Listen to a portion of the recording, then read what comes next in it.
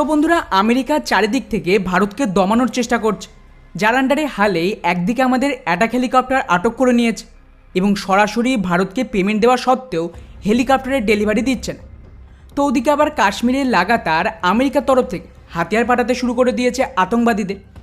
আর তার সাথেই কিভাবে ভারতীয় সেনা 13টা গ্রামকে ফিরিয়ে এনে সেখানে প্রথমবার ভারতের পতাকা উত্তোলন করলো এবং কিভাবে দুটো রাফেল যুদ্ধবিমান মাঝ আকাশেই ভেঙে পড়েছে, সবটাই জানবো আজকের এই ভিডিওতে। তবে তার আগে অবশ্যই আমাদের চ্যানেলটিকে সাবস্ক্রাইব করে আমাদেরকে সাপোর্ট করবেন। তো বন্ধুরা, আমাদের প্রথম আপডেট রয়েছে ভারতীয় সেনাকে নিয়ে, যেখানেই প্রথমবার ভারতের 13টা গ্রাম যার দখল নিয়ে রেখেছিল কমিউনিস্ট আতঙ্কবাদীরা, সেখানে ভারতের পতাকা উত্তোলন করা হলো। রিপোর্ট অনুযায়ী ছত্তিশগড়ের বেশিরভাগ এরিয়ায় কমিউনিস্ট আতঙ্কবাদীরা গত বহু দশক ধরে নিজেদের দখলে রেখেছিল এবং স্বাভাবিকভাবেই কমিউনিস্টরা তো ভারতের বিরুদ্ধে, তাই ভারতের পতাকা এখানে ওঠানোর ওপর পুরোপুরি ব্যান লাগিয়ে রেখেছিল। হালেই ছত্তিশগড়ের সরকার পাল্টাতে যে অ্যান্টি নক্সাল অপারেশনকে লঞ্চ করা হয়, যাতে কয়েকশোর বেশি কমিউনিস্ট আতঙ্কবাদীদের অলরেডি মেরে দেওয়া হয়েছে এবং ওদের দখল থেকে এখানকার সমস্ত গ্রাম মন্দির এগুলিকে ছাড়িয়ে আনা হচ্ছে। আর ফাইনালি তার আন্ডারে এই 13টা গ্রামকে উদ্ধার করা হয়েছে, যেখানে প্রথমবার স্বাধীনতা দিবসে পতাকা উত্তোলন করা হলো। যদিও এর বদলা নিতেই কমিউনিস্টরা এক 16 বছরের বাচ্চাকে তুলে নিয়ে গিয়ে পিটিয়ে মেরে ফেলেছে। তবে চিন্তা নেই, যেভাবে এখন এদেরকে খুঁজে খুঁজে মারা হচ্ছে, এর বদলাও খুব তাড়াতাড়ি নেওয়া হবে। যাই হোক, এবারে আসে আমাদের নেক্সট আপডেট কাশ্মীরকে নিয়ে, যেখানে স্বাধীনতা দিবসের আগেই ভারতে ভয়ানক আতঙ্কবাদী হামলার চেষ্টা চলছিল, যাকে ঠেকাতে এই মুহূর্তে ব্যাপক এনকাউন্টার চলছে কাশ্মীরের দোদাতে। আর এতে কিন্তু ভারতের একজন আর্মির যে ক্যাপ্টেন, তিনিও বীরগতিপ্রাপ্ত হয়েছে। কিন্তু চিন্তার বিষয় হলো, এখানে আবারও এই সমস্ত আতঙ্কবাদীদের কাছ থেকে আধুনিক আমেরিকান মেড অ্যাসল্ট রাইফেল পাওয়া যাচ্ছে। এর আগেও হয়তো আপনাদের মনে আছে, আমি এর ওপর আপডেটও দিয়েছিলাম। প্রধানমন্ত্রী মোদির শপথ নেওয়ার দিন থেকে ভারতের বিরুদ্ধে একটা আনঅফিসিয়াল অপারেশন লঞ্চ হয়, যেখানে মেজরিটি আতঙ্কবাদীদের একসাথে মুভ করানো হচ্ছে। প্রত্যেকের কাছে আধুনিক থেকে আধুনিক আমেরিকার দ্বারা তৈরি করা হাতিয়ার, এমনকি ন্যাটো দেশের তৈরি অগ রাইফেলও পাওয়া যাচ্ছে। আর গতকালও সেটাই হয়েছে। ওদিকে আমেরিকার তরফ থেকে পাকিস্তানকে কাউন্টার টেররিজমের নামে ফান্ডিং দেওয়া শুরু হলো।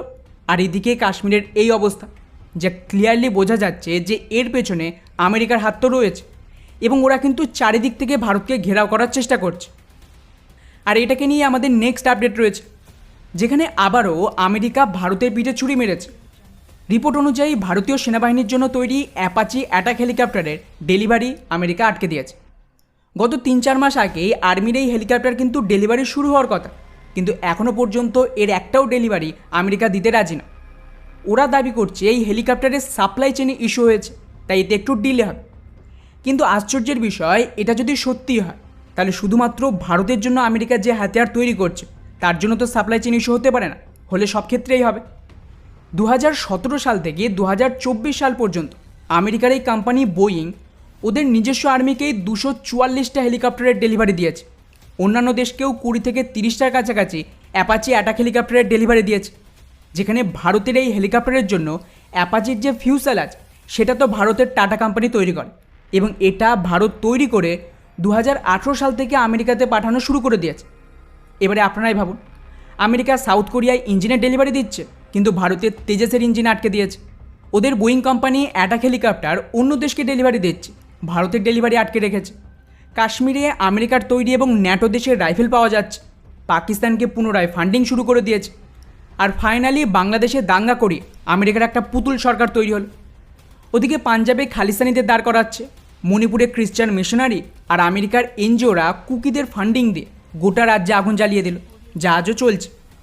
এই সমস্ত ঘটনা ব্যাক টু ব্যাক কাকতালীয় তো হতে পারে না এবং ক্লিয়ারলি যেমনটা আমি প্রিডিকশান দিয়েছিলাম, আমেরিকা কিন্তু চারিদিক থেকে ভারতকে ঘিরছে এবং ওদের প্ল্যান ডিপ স্টেটকে ভারতে এন্ট্রি করানো আর তার সাথেই ভারতে দাঙ্গা লাগিয়ে যে করে হোক একটা রিজিম চেঞ্জ করানো।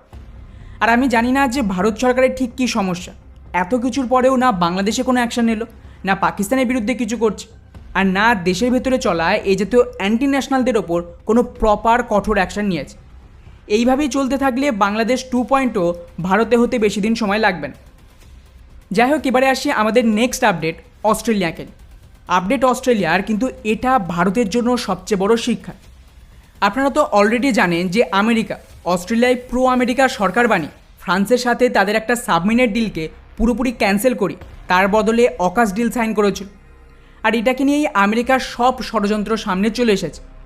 হালেই অস্ট্রেলিয়ার পার্লামেন্টে এই ডিলের পুরো ডকুমেন্ট রাখা, যেখানে সরাসরি আমেরিকা অস্ট্রেলিয়াকে নিজেদের কলোনি বানানোর জন্য এই ডিল করেছে।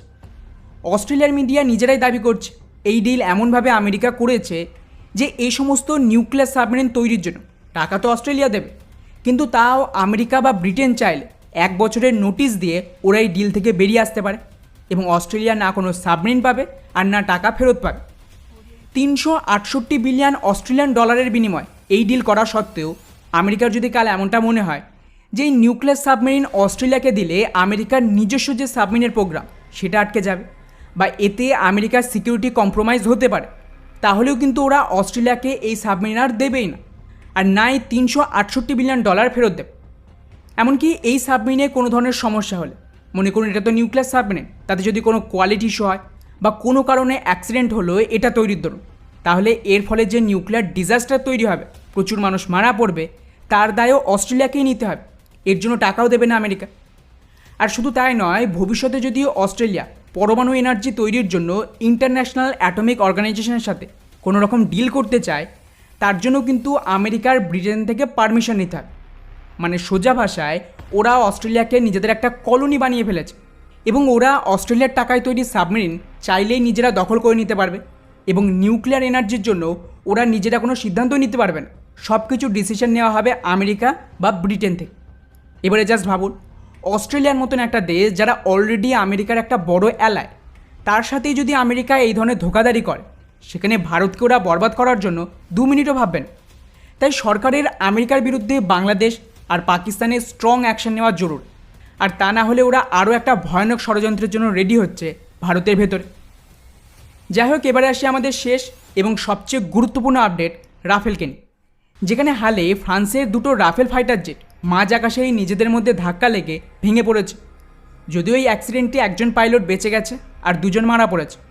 ফলে এর ওপরে এখন ইনভেস্টিগেশন শুরু হয়েছে যে এই কোয়ালিশনের কারণ কী।